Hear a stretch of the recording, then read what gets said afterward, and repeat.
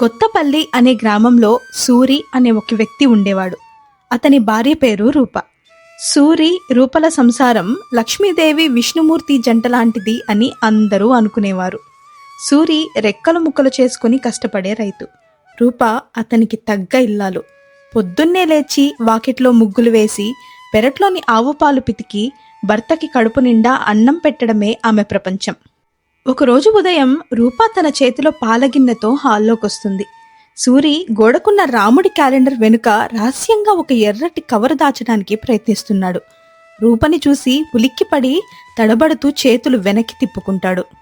ఏంటండి, పొద్దు పొద్దున్నే లేచి ఆ క్యాలెండర్ వెనుక అంత రహస్యంగా దాస్తున్నారు? ఏంటి విషయం? అబ్బే ఏముంది రూపా, ఏం లేదు. మన పంచాయతీ ట్యాక్స్ రసీదు పోతుందేమో అని అక్కడ పెట్టాను. అయినా నువ్వు వంటగది పనులు వదిలేసి ఇక్కడికి ఎప్పుడొచ్చావు? వంటగదిలో పని పూర్తయ్యే వచ్చానండి. ఇదిగోండి వేడివేడి బెల్లం టీ తాగి పొలానికి వెళ్ళండి.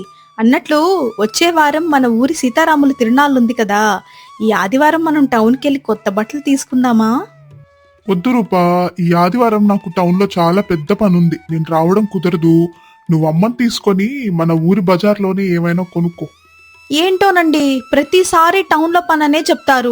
అసలు అక్కడ మీకేం పని ఉందో నాకు ఒక్కసారి కూడా చెప్పరు అని అనేసి అక్కడి నుంచి మంచినీళ్ళ కోసం ఊరి బావ దగ్గరకు బయలుదేరింది రూప.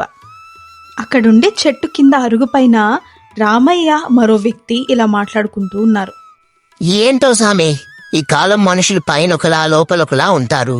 మొన్న నేను పక్క టౌన్కి వెళ్ళినప్పుడు మన సూరిగాడిని చూశాను. మన సూరినా?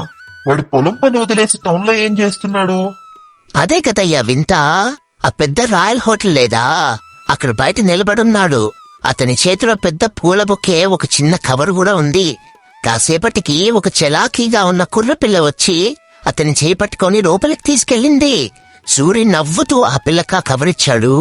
పచ్చని పెళ్ళాం ఇంట్లో ఉండగా ఆ కుర్రాడికి టౌన్లో ఈ వేషాలేంటో నాకు అస్సలు అర్థం కావట్లేదు. అటువైపు నుంచి ఈ మాటలు విన్న రూపగుండె వేగంగా కొట్టుకుంటుంది. ఏడుస్తూ ఇంటికి తిరిగి వచ్చి వంటగది మూలను కూర్చొని కన్నీళ్లు పెట్టుకుంటున్న రూపను చూసి అత్తగారు లక్ష్మి దగ్గరకొచ్చింది. ఏంటమ్మా రూపా, ఏమైంది?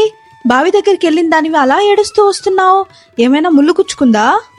ముళ్ళు నాకు కాలికి గుచ్చుకోలేదత్తయ్యా, నాకు గుండెలో గుచ్చుకుంది. మీ అబ్బాయి రోజు రోజుకి ఎందుకు ఇలా మారిపోతున్నారో నాకు అస్సలు అర్థం కావట్లేదు అత్తయ్య. నాతో సరిగ్గా మాట్లాడరు, ఇంట్లో సమయం కూడా గడపరు. సాయంత్రం అయితే చాలు టౌన్ టౌన్ అని జపం చేస్తూ ఉంటారు. ఊళ్ళో వాళ్ళు ఏవేవో మాట్లాడుకుంటున్నారు అత్తయ్య. అయ్యో రూపా, నేను నీకు చెప్పకూడదు అనుకున్నానమ్మా, కానీ నువ్వే అడిగావు కాబట్టి చెప్తున్నాను. మొన్న రాత్రి వాడు నిద్రపోయాక వాడి షర్టు ఉతకడానికి తీశాను. జోబులో లక్ష్మీ జ్యువెలరీస్ టౌన్ అని ఒక చిన్న రసీదు ముక్క దొరికిందమ్మా. దాదాపు 50,000 రూపాయల బంగారం కొన్నట్లు తెలుస్తోంది. మన ఇంట్లో రూపాయి తీయాలన్నా 100 ఆలోచించే నా కొడుకు అంత బంగారం ఎవరి కోసం కొన్నాడు? నాకు అనుమానంగానే ఉంది రూపా. నువ్వు కాస్త ఒక కంట కనిపెట్టుండు వాణ్ణి. అత్తగారు చెప్పిన ఆ నిజం విన్న రూప గుండెలో మరింత మంట పుట్టింది. తన పెళ్ళై 3 ఏళ్లైనా తనకు ఒక చిన్న ముక్కు పుడక కూడా చేయించని తన భర్త 50,000 బంగారం ఎవరికి కొనిచ్చాడు? ఆ హోటల్ దగ్గర ఉన్న అమ్మాయికిచ్చాడా అని ఏవేవో ఆలోచించడం మొదలుపెట్టింది. అలా రాత్రి అయ్యేసరికి ఆకాశంలో పెద్ద వర్షం, ఉరుములు మొదలయ్యాయి. రాత్రి 9 గంటలకు సూరి ఒళ్లంతా తడిసిపోయి ఇంటికొచ్చాడు. మునుపటిలా రూప అతనికి నవ్వుతూ ఎదురెళ్లలేదు. తువాలు తీసి అతని మొహాన విసిరికొట్టింది. ఏంటి రూపా, తువాలు అలా విసురుతున్నావు? వర్షంలో తడిసి వస్తే కాస్త వేడి నీళ్ళు ఇవ్వాల్సింది పోయి ఏంటా కోపం? ఏంటి వేణీళ్ళా? మీకు సేవలు చేయడానికి నేను ఇక్కడ సిద్ధంగానే ఉన్నానండి, కానీ టౌన్లో మీరు ఎవరికి సేవలు చేస్తున్నారు? ఏంటి రూపా పిచ్చి పిచ్చిగా మాట్లాడుతున్నావు? నాకు టౌన్లో వ్యాపార పనులుంటాయి. అయినా ప్రతిదానికి నన్ను నిలదీయడం నీకు అలవాటైపోయింది. ఓ, వ్యాపార పనులా? రాయల్ హోటల్ ముందు పూల గుత్తి పట్టుకొని నిలబడ్డం వ్యాపార పనా? 50,000 రూపాయల బంగారం కొని ఆ కొత్త పిల్లకి ఇవ్వడం కూడా వ్యాపార పనేనా? ఊరంతా మీ అక్రమ సంబంధం గురించి నవ్వుకుంటుందండి. నా కళ్ళల్లో నీళ్లు చూస్తూ మీరు వేరే ఆడదానితో ఎలా కులుకుతున్నారు? చెంప పగిలిపోతుంది, నోరు ముయ్యి రూపా.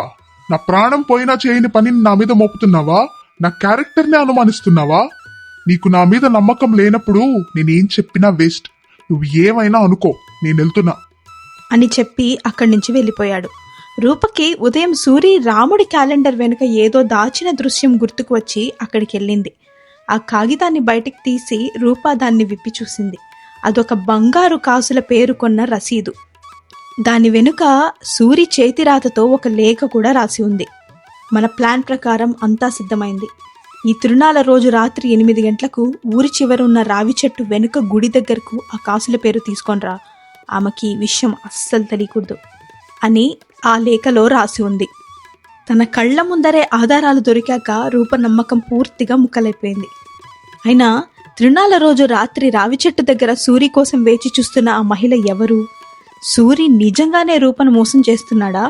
ఆ లేఖ వెనుక ఉన్న మరో భయంకరమైన నిజం ఏంటి తెలుసుకోవడానికి పార్ట్ 2 చూడండి. మీకు కనుక ఈ కథ నచ్చినట్లయితే లైక్ చేయండి, షేర్ చేయండి. మన ఛానల్ని ఫస్ట్ టైం చూస్తున్నట్లయితే సబ్స్క్రైబ్ చేసుకోవడం మర్చిపోకండి.